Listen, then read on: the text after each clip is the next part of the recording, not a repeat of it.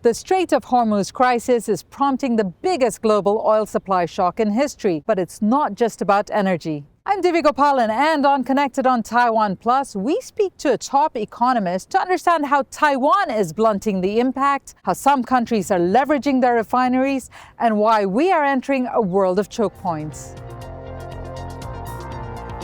Alicia García-Herrero, Chief Economist for Asia Pacific at Natixis, a French investment bank, and an adjunct professor here at Taiwan's National Sun Yat-sen University. Great to have you on the show, Alicia. A real pleasure to be here with you today. We have so much to talk about, but firstly, can I get you to explain why this relatively small body of water, the Strait of Hormuz, is such a choke point for the global economy? Well, because it so happens that when you look at that peninsula, where Saudi is, where Iran. Dubai, Iran, everybody is producing oil. So in actual terms, these two choke points. If you recall at the beginning of the Gaza war, we were dealing with the other choke point because we had the Houthis kind of blocking the Suez Canal, which I would say was even more serious. I tell you why, because it was not only about oil. Around now, as of now, 70% of Saudi's oil goes through the other side because they can choose the site. They can just use their oil pipelines and kind of ship elsewhere. But not everybody can do that. It is harder for the UAE. It's much harder for Qatar. So the Strait of Hormuz shows that trade globalization is, of course, very dependent on these passages. And that is why this is important. So this is setting a very dangerous precedent then, seeing how the Strait of Hormuz now is essentially blockaded, there's a dual blockade on it. So what kind of a precedent is this setting in terms of how other countries now are seeing the waterways that they control? And two, what that means for the global economies or the economies that are affected. The key is to understand that first, in the case of the Strait of Hormuz, it's kind of obvious that it is Iran-driven. At least it started being Iran-driven in the sense that Iran prepared to blockade, in other words, by mining the Strait of Hormuz, by making everybody fear that the ships could be attacked. But actually, it doesn't belong to Iran. It's free. It's basically free navigation. This is the principle of any passage. You can think of Bosphorus. You can think of Panama Canal. Yes, it belongs to Panama, but it's free navigation. And I think only when the U.S. realized that this could happen, the U.S. decided to blockade as well. So now, of course, everybody's thinking, wait a minute, do I have a choke point? That's Indonesia now. Indonesia, I want to talk about Indonesia because the Strait of Malacca is even more important for Southeast Asia, even for Taiwan. So Indonesia, interestingly, floated this idea. Singapore said, over my dead body, these are free. Because Indonesia floated the idea of getting tax, basically fees up for Singapore, Malaysia, and Indonesia. Not only for Indonesia, and rightly so, because we're not in war, meaning there's no reason for Indonesia to do this. Right. So what they did is, okay, this belongs to the three of us. Let's share the revenue. Let's make it a revenue choke point, which is interesting because it shows that this is not about wars. This is about how the world is changing. The world is moving away from free navigation. And, Taiwan, let's face it, we have the Strait of Taiwan right there. What does all of this mean for Taiwan? So, if you don't have the same type of leverage, if you're not a big country, you have to think about this. You need to think about alternatives. That's the key word. Alternatives to all of these choke points, because you won't be able to control them anymore. And that will likely change supply chains, change geographical routes. Yeah. What are economies, are countries thinking of that now? Or as usual, is it likely to be a reaction that might be too late to manage the fallout that will happen to the individual economies. Let's take Taiwan, for instance. Yeah. So I have to say sometimes economies are readier than they thought for reasons that have nothing to do with prep or, like awareness, or at least not fully. Let me give you the example of Taiwan. I checked the numbers and I thought I was very surprised, and positively actually surprised, to see that Taiwan had actually increased quite substantially the diversification of its gas resources. Gas being obviously, the most important choke point for Taiwan, in the sense that the strategic and a lot of reserves that are very comes small. from Qatar at the moment, which travels through the Strait of Hormuz. Correct, but when you look at what the government had done, and again, maybe not fully consciously, but increasing with the U.S. deal, the orders of shale gas from the U.S., ironically, that ended up being a very positive thing, because the increase in imports of LNG gas from the US were, as decided by both authorities, were going to go up massively up to June. So kind of, and wow, we're heading there thanks to that shale gas. The very dramatic situation when you look at, official numbers, around 15 days of strategic reserves of LNG in Taiwan for lower tariffs. Diplomacy that happens behind all of this that we don't see. Correct. So but interestingly, they also increased the imports from Australia. So you can see that any government, in a way, luckily before the Strait of Hormuz, in the case of Taiwan. In other cases, maybe after, because they got stuck. I can think of the Philippines as a good example. So all of these countries now are adamant they need to diversify their supply chains, whether it's energy, whether it's critical raw materials. In the case of the U.S., rare earth and so on. So I think it's well entrenched now. But of course, everybody's checking the checkpoints.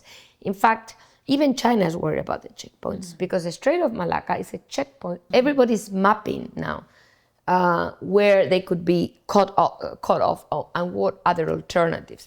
I think Saudi never thought they would ship so much oil from Suez Canal. It's much more expensive because the fields are on the other side. But they had an option.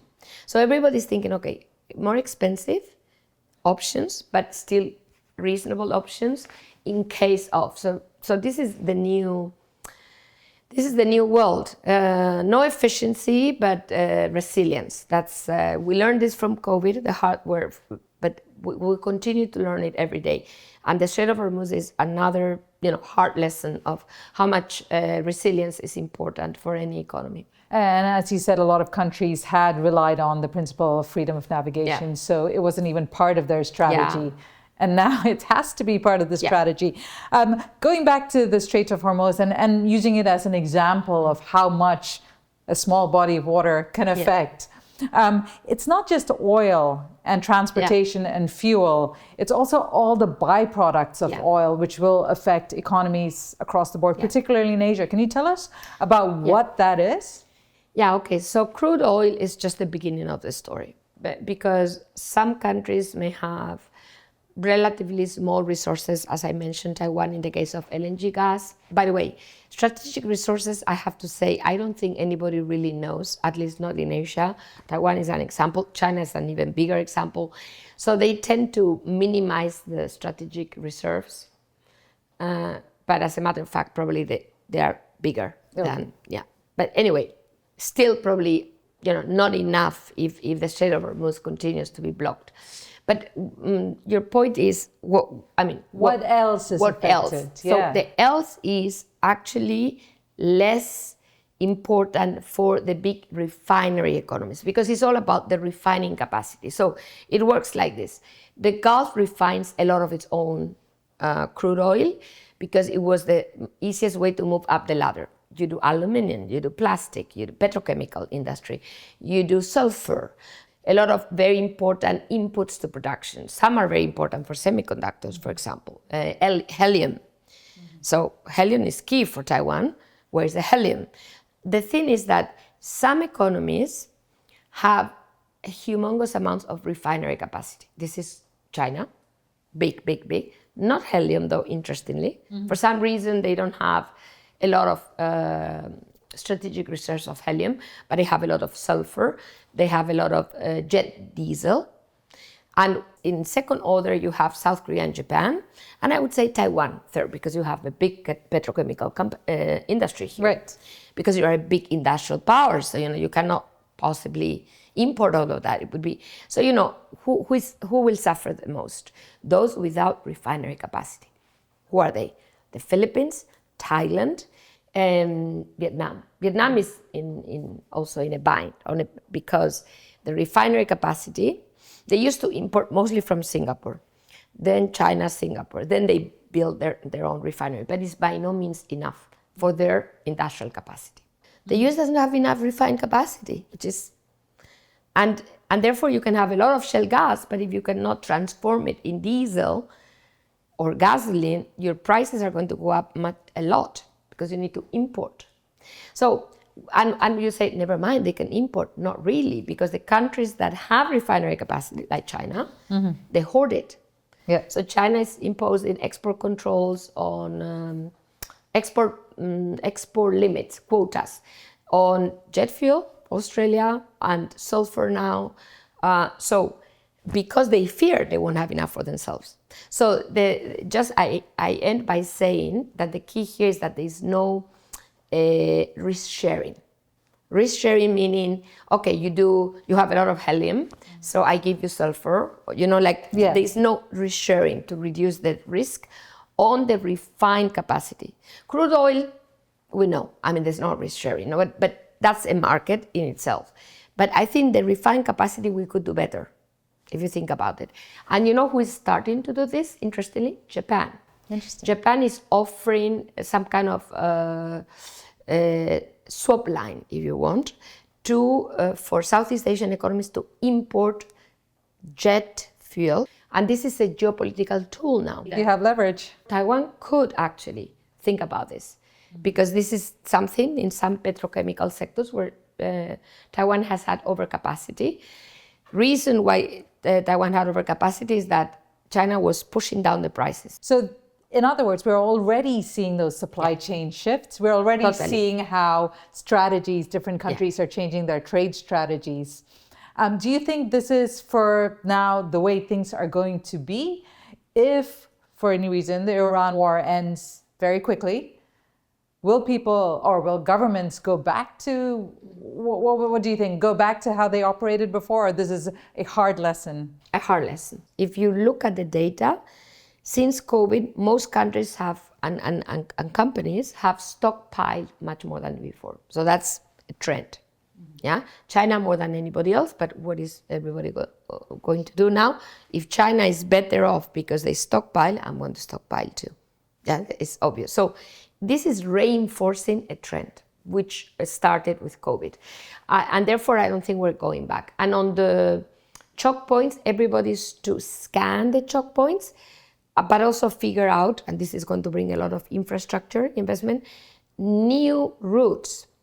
China has been doing this for a long time. If you think about Wadar, which is this port from the Karakoram all the way to the sea in Pakistan, you have this port, Wadar, which China has been building with some difficulties. With their whole Belt and Road initiative also. Yeah, but this is particularly important because China's vision, in my view, is to be able to get gas and oil from Iran without going necessarily through the Strait of Hormuz, because it's right before. And then they could, use a pipeline to basically push it towards the west of China. So, So this is an example, but China will not be the only one. And we've already seen what happened in the Panama Canal. The US basically is now somehow recouping. So there will be a lot of investment in infrastructure, port infrastructure, even new land routes, like China did this, the railway, all the way to Europe, to basically have a spare wheel instead of the ports. And I think we will probably overinvest, because everybody will want its own routes. But I think that's the direction. There's no way back, because it's like by now, if the Strait of Hormuz, with its importance, can be blocked for more than a month, anything can happen. there's no return. It's because we've been getting readier, maybe not enough. But I think since COVID, for me, the key shock of the global economy was COVID. And since then, every government has been thinking this can happen again, or something else can happen again, or climate change, also, of course, unintended events. COVID supposedly was one. More unintended or intended, a war. So, we're not back. I mean, if there's anything that I can kind of, be very, very firm about, is that there's no way back. We didn't collapse, but the IMF is warning of a global recession. Is that inevitable? Well, because I work at the IMF, let me tell you what I think. If that's what they worry, they should have put different numbers in their forecast, because their baseline scenario is like literally Disneyland. Going back to the resilience point, they only have a 0.2 percentage points reduction in global growth only. US only 0.1, so as if nothing happened. And basically, if you look at data, labor market is still quite fine. So we are very resilient, but I think this is the AI shock. This is what's happening. You have a very negative shock and a very positive shock.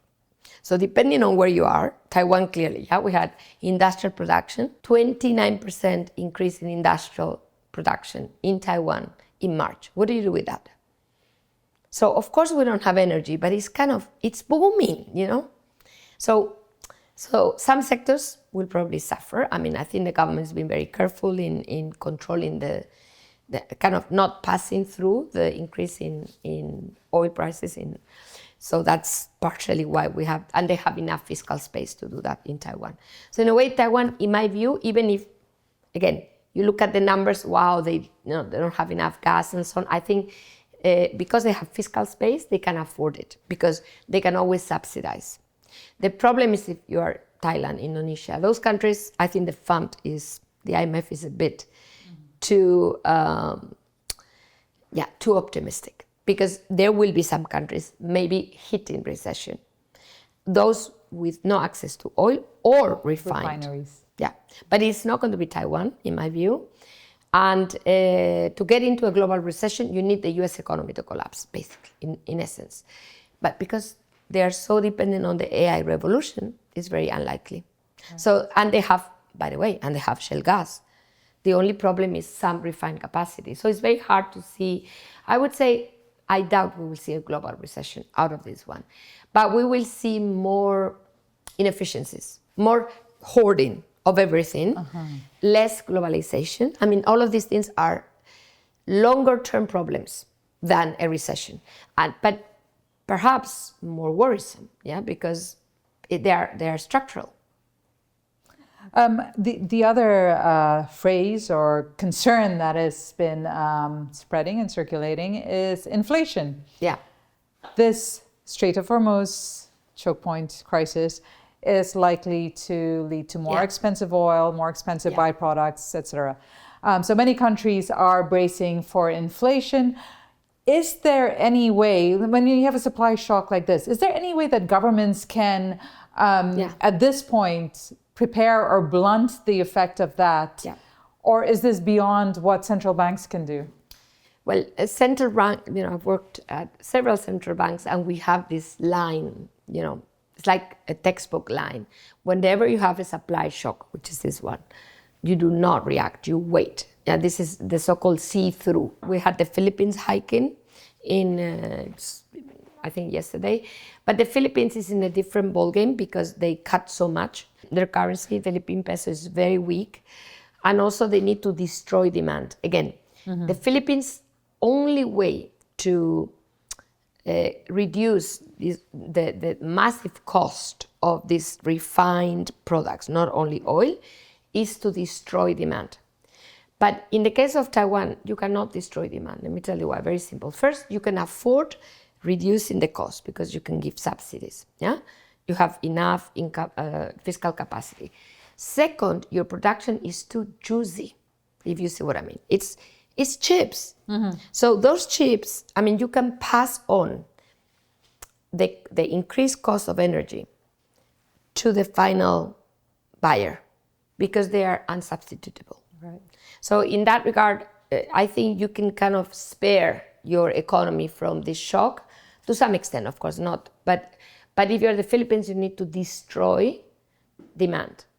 Here you cannot destroy it because it's too good, your demand of energy is to export. The Philippines, their demand is to cook in oil, meaning it's for their own sake. And there's no alternative. They cannot keep that high demand. It would destroy the cost of imports. They would have a big trade deficit. But you don't, because you can pass it through, you mean in Taiwan. So, it's just to say that textbook is one thing, but the reality of every economy is very different. So as long as you have fiscal space and you still export a lot, I think you can cope with this shock. But if you're poor, you don't have fiscal space, you cannot import so much. Your currency depreciates, the Indian rupee also, and you have no way to react to this. So the impact will be increasingly divergent. I think North Asia will do better because of the AI shock. Japan, South Korea, Taiwan, better than Southeast Asia and India. So if we stick with North Asia, will consumers, the everyday people, if you bring it down to the ground here, will they be facing price rises? And if so, are we talking weeks, quarters? Out of the countries I mentioned, the worst off is Japan, believe it or not, because their fiscal space is limited. So yes, there has been a small package to protect consumers, but the yen has depreciated further. It's hard for Japan, but Korea and Taiwan have enough fiscal space, so they can protect the consumers. And I think they will, because the last thing you want, in the light of these massive exports, is, which in a way they already created a dual economy. Yeah, let's look at Taiwan. I mean, there's a sector doing great, but the others are stagnant. The last thing you want is to give them even more mafan. Yeah, you will support their electricity prices because that's all you can do, justifiably so, because you're maybe already subsidizing industrial electricity. Yeah, so what are you going to do if you have fiscal resources? You're going to support the consumers. So I think I'm not saying nothing is happening here, don't take me wrong, but I think out of the possibilities, considering that Taiwan is an importer of everything, meaning in terms of energy, is still well placed because Taiwan has a lot of fiscal room and is exporting its needs of energy to the rest of the world. So it can kind of pass part of that cost. And by doing that, kind of protect the consumer. But if you do not export, you cannot protect the consumer. If you don't have fiscal space, you cannot do that. So again, you will see Southeast Asia doing pretty, except Malaysia, because Malaysia has quite a lot of crude oil but for the rest, I think it will be really bad this year. I don't know, hopefully not a recession, and that's why Japan's measure, and I say this because Taiwan could think of something to kind of support, is very smart, because it's now that these countries need this support, and could be non-governmental, could be, there's many ways to do this that maybe will clinch new deals, new investment for Taiwanese companies in Southeast Asia in the future. So this is why Japan is doing it. If you are Toyota and you don't have enough energy and you are in Thailand, what do you do? So, I think this idea is what I really want to pass on, because it's important for Taiwan also to take the opportunity that its situation, fiscal and, again, petrochemical industry offers. Okay, and bigger picture look, we look at the whole world. Is this, or, we've seen things change, as you said, after COVID, but is this the end of globalization? Of course, we're not yet there, yeah? We're here in Taiwan. Taiwan is attracting talent. Taiwanese are going overseas. You have a lot of investment, Taiwanese investment, especially in the US and Japan. So all of that calls for some sort of globalization. What's the difference? The difference is that before, it was really flat. You could invest in the US, but you could have invested in, say, Cameroon. But now Cameroon is giving you, again, mafan to go to the WTO intergovernmental meeting. Why? Because it is a choke point world. You see, it's a choke point wall.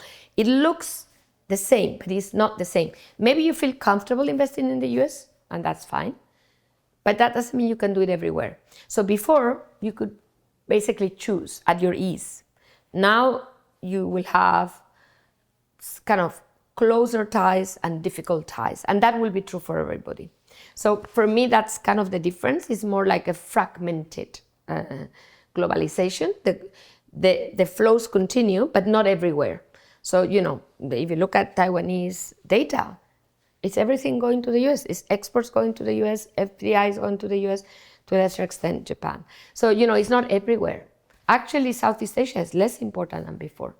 And now the question is, would I do that? I think I would still push for Southeast Asia because this is your neighborhood.